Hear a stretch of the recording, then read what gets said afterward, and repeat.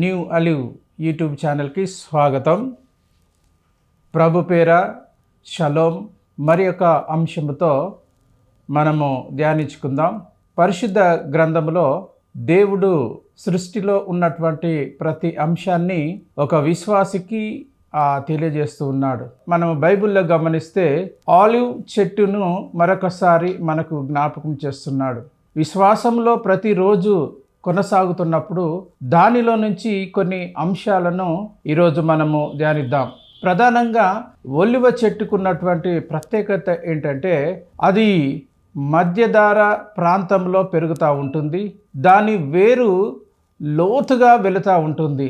ఎన్నిసార్లు దానిని నలుగగొట్టినా విరగొట్టినా కాండమును మనము మొత్తము తీసివేసినా కూడా మరలా చిగురు వస్తుంది.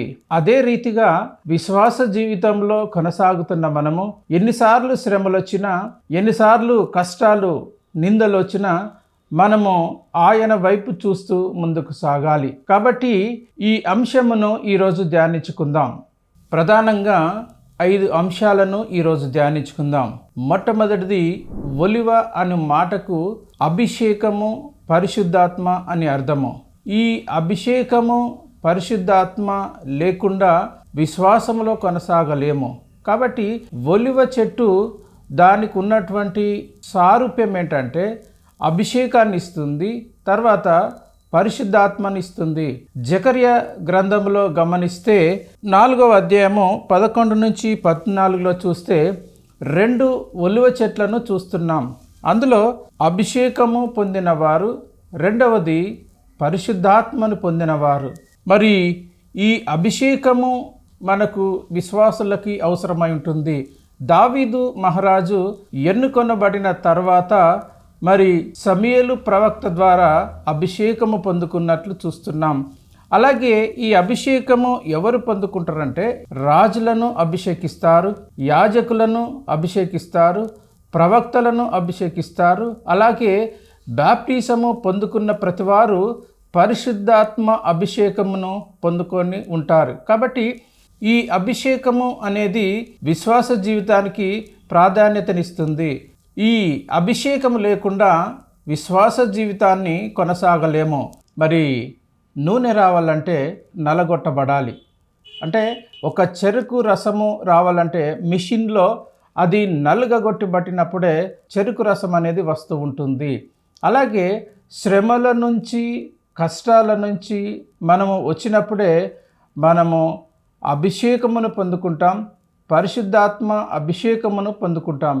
ఒకవేళ నలగకపోతే మనము ముందుకు సాగలేము, పడిపోయిన స్థితిలో ఉంటాము.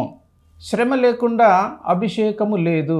దావీదు అభిషేకము పొందిన నాటి నుంచి అనేక శ్రమలు పొందుకున్నాడు. అరణ్యంలో ప్రయాణం చేశాడు.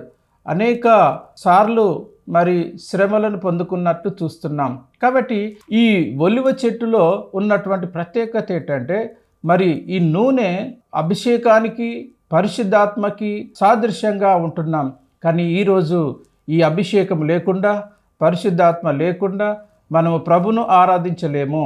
అయితే పరిశుద్ధాత్మ అనేది దేవుడిచ్చేటువంటి ఆదరణ.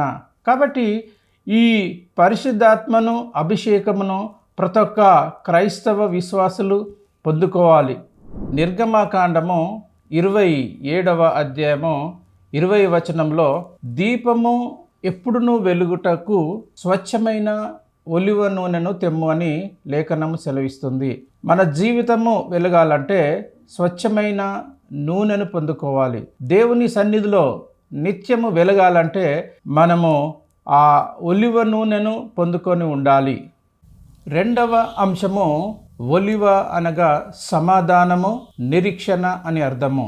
జల ప్రళయము ముగించిన తర్వాత మొట్టమొదటిసారిగా నోవాహు పావురమును బయటికి పంపిస్తే ఆ పావురము వెళ్ళి ఒక ఒలివ ఆకును తీసుకొని రావడం జరిగింది. అనగా ఇంకా భూమి మీద జీవం ఉందని, నిరీక్షణ ఉందని ఈ యొక్క లేఖనము సెలవిస్తూ ఉంది. కాబట్టి ఈ ఒలివ సమాధానమునకు గుర్తు, అలాగే నిరీక్షణకు గుర్తుగా ఉంటుంది.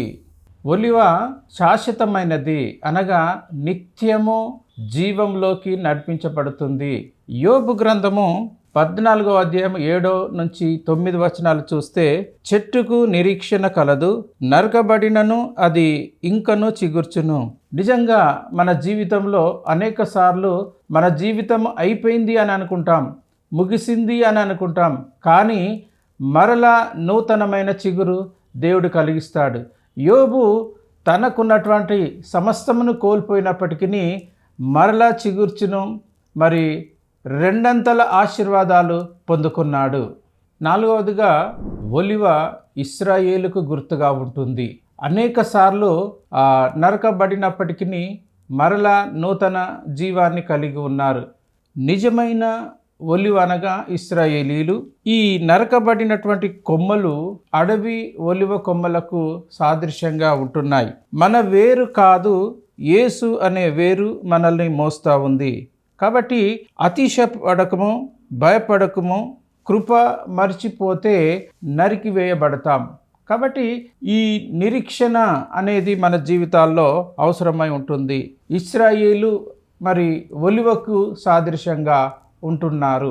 చివరిగా 5వ అంశము, ఈ ఒలివ గెత్సెమనే తోటకు సాదృశ్యంగా ఉంటుంది. చివరిగా ప్రభు అయిన క్రీస్తు తాను శ్రమలకు అప్పగించే సమయంలో గెత్సెమనే తోటలో 12 మంది శిష్యులను తీసుకొని ప్రార్థించినట్లు చూస్తున్నాం. మరి ఈ గెత్సెమనేలో దేవుడు మరి చివరిగా తన ప్రార్థనను ముగిస్తూ ఉన్నాడు.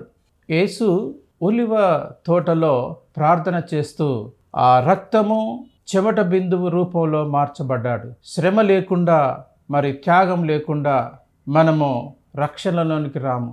ఆ రోజు ప్రభు అయిన క్రీస్తు గెత్సెమనే తోటలో నీ కొరకు నా కొరకు ఆ రీతిగా ప్రార్థించకపోతే మనకు రక్షణ లేదు. ఆ రక్షణను ఈరోజు మనం కలిగి ఉన్నాం. ఆ రక్షణ కొరకు మనమందరము సిద్ధపడదాం. ఆ రక్షణను మనం కలిగి ఉందాం. ఆ రక్షణ లేకుండా నేను విశ్వాసముగా కొనసాగలేము. కాబట్టి ఈ 5 అంశాలు మన జీవితానికి ఎంతో మరి ఉపయోగకరంగా ఉంటాయని ఇట్టి మాటలు మనందరి హృదయంలో ఫలింపచేయనుగాక. Amen, amen, amen.